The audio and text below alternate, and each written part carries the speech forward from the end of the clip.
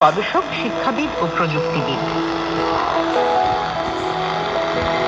40 দিনের এই প্রশিক্ষণ কর্মসূচিতে সিল্ক রোডের ঐতিহ্যের সার্বিক পরিচিতি, সংশ্লিষ্ট আইন ও বিধিবিধান, ঐতিহ্যবাহী কারুশিল্পের বৈজ্ঞানিক বিশ্লেষণ, ये चाइना रेडियो इंटरनेशनल की बांग्ला लैंग्वेज में बांग्ला सर्विस है। প্রযুক্তি ও মানদণ্ড এবং হেসি করিডোরের গুরুত্বপূর্ণ ঐতিহ্যস্থলগুলোতে মাঠ পর্যায়ের গবেষণামূলক বিষয় অন্তর্ভুক্ত রয়েছে।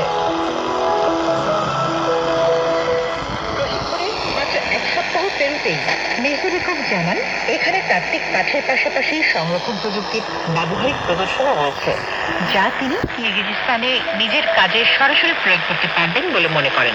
এদিকে উজবেকিস্তানের সামারকান্দ প্রত্নতত্ত্ব ইনস্টিটিউটের 28 বছর বয়সী পিএইচডি শিক্ষার্থী আব্দুল ভাই আব্দুল কাদিরের এক কর্মসূচি তার নিজস্ব গবেষণাকে এগিয়ে দেওয়ার একটি